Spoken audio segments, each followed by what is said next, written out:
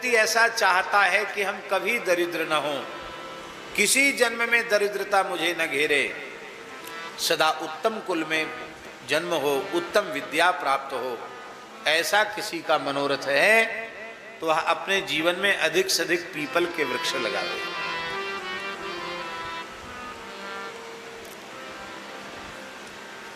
हमारे वंश की वृद्धि निरंतर होती रहे, ये इच्छा हो तो बट का वृक्ष लगावे। हमारे कुटुंब में कलह ना हो, शांति हो, उसके लिए बट वृक्ष लगावे। हमारे घर में आरोग्य हो, उसके लिए निम्ब वृक्ष लगावे। उत्तम सुलक्षणा बेटी की प्राप्ति हो, इसके लिए जामुन का पेड़ लगावे। सुंदर पत्नी की कामना की इच्छा हो तो अनार का वृक्ष लगावे। ऐसे वृक्षों का सदा आदर करना चाहिए।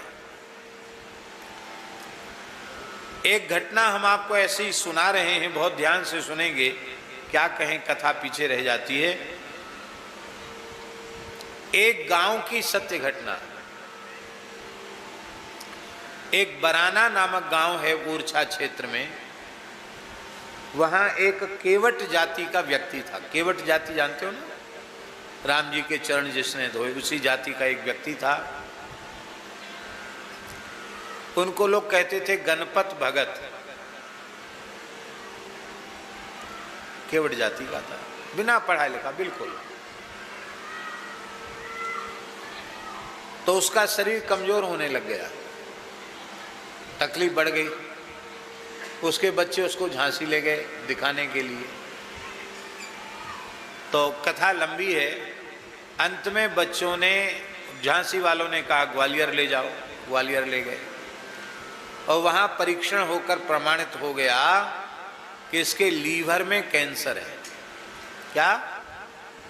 लीवर में कैंसर है, और कैंसर भी अब 4थी स्टेज पर पहुंच गया है। कितनी पर?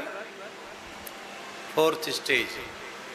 और वहाँ के डॉक्टरों ने भी हाथ खड़े कर दिए, बोले इतनी अधिक बीमारी बढ़ चुकी है कि हमारे बस की बात नहीं है। बम्बई ले जाओ, दिल्ली ले जाओ, जहाँ आपका मन हो, यहाँ हमारे पास इलाज नहीं। अब घर गरीब बेचारा आदमी, लाखों का इलाज कैसे करावे?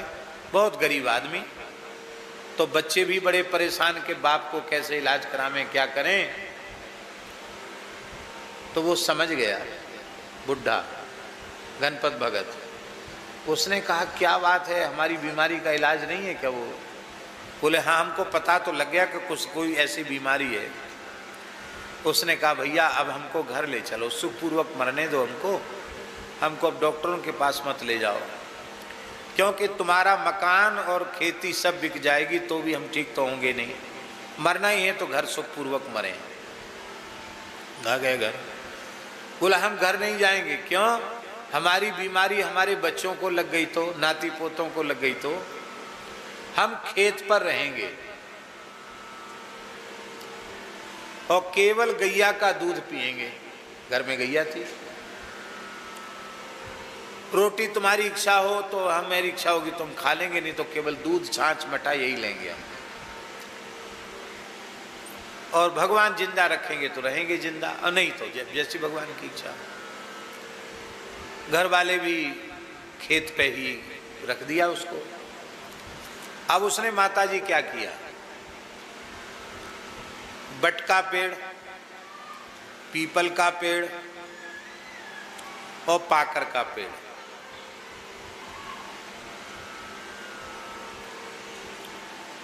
बट के पेड़ को उस पे घरुआ बना के उसमें पानी भरता और कहता हे भोले बाबा। बट का पेड़ शिव जी का रूप होता है। हे भोले बाबा हमारा रोग बीमारी ठीक करो, तो हम राम राम करें, भजन करें। और उसी जल को चरणामृत के भाव से ले लेता और थोड़ी सी मिट्टी पेट पर लगा लेता, परिक्रमा कर लेता। पीपल को भगवान विष्णु मान करके परिक्रमा कर लेता, उसके जल को पेट पे लगा लेता, थोड़ा पी लेता। पाकर, लक्ष्य जिसको कहते संस्कृत में, पाकर के वृक्ष को ब्रह्मा जी का रूप मानकर पूजन करता, नीम को देवी जी का रूप मानकर पूजन करता। इस तरह से वो वृक्षों में ही देवी देवता की भावना करके वो पूजा करने लग गया। तो उन वृक्षों की मिट्टी थोड़ी थोड़ी पेट पर लगाता, थोड़े दिनों में उसका स्वास्थ्य ठीक होने लग गया, उसको भूख लगने लग गई। तो पहले दूध और छाछ लेता था स्वामी जी, फिर धीरे धीरे रोटी खाने लग गया, शरीर तगड़ा हो गया। तो कहा एक बार डॉक्टर को दिखाओ तो सही, कहीं और कोई नई बीमारी तो नहीं हो रही, शरीर तो इसका बहुत तगड़ा हो रहा है। फिर लेके गए।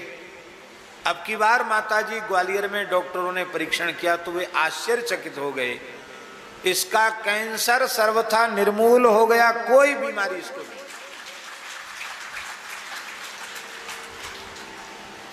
केवल वृक्षों की उपासना से, कि श्रद्धा थी उसकी कि वृक्ष के रूप में ये ब्रह्मा विष्णु महेश शिव दुर्गा गणपति ये सब के सब वृक्ष के रूप में ही हैं, और उन्हीं वृक्षों में देवताओं का स्मरण करके पूजन किया, मिट्टी और जल का प्रयोग किया, भगवान की कृपा से ठीक हो गया।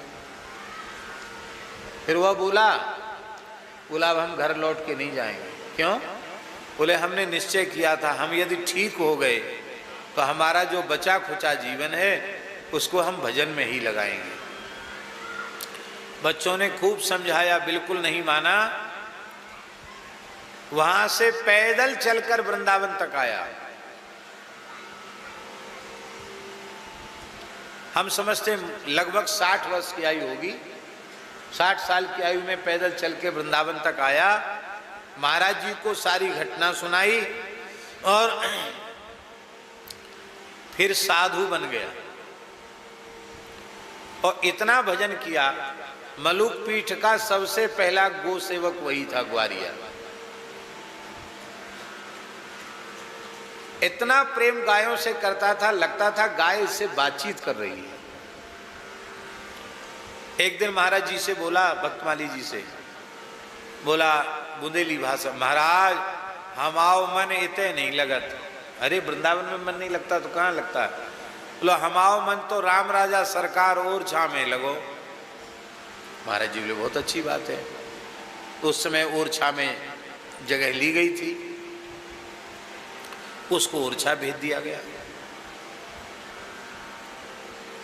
ओरछा में कुछ दिन आश्रम में रहा, बाद में घोर जंगल में चला गया, जहां जामुनी और बेत्रवती का संगम है। वहां एक पुराना हनुमान जी का मंदिर था, खुले में ही। वहीं बैठ गया, वहीं फूल तुलसी लगा ली, बिल्व पत्र लगा लिए और बढ़िया बढ़िया सुगंधित पुष्प डलिया भर के राम राजा सरकार को रोज जाकर देता। वहीं से उसको ठाकुर जी का राजभोग मिल जाता, 24 घंटे में एक बार पा लेता और वहीं ठंडी गर्मी बरसात सहन करता हुआ वहीं रहता। भर भर के घड़ा तुलसी सींचता। और आपको सुनकर आश्चर्य होगा कि बड़े बड़े ब्राह्मण पुजारी वो उसमें श्रद्धा रखने लगे, इतनी उसकी तपस्या और भक्ति बढ़ी। एक दिन की बात है कि वो निर्जला एकादशी थी, वो आया नहीं, फूल तुलसी लेके नहीं आया।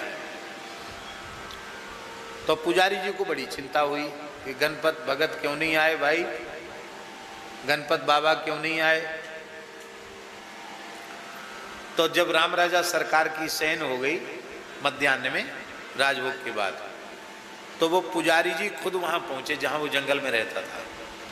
तो क्या देखा कि एक शिला से टिक कर के वो बैठे हैं, एक लंगोटी लगा के, 12 तिलक हैं, हाथ में माला झोली है, हजारा माला, और तुलसी के बगीचे में बैठा है, 12 तिलक लगाए और भजन करते करते भगवत धाम चला गया। बैठे बैठे देते।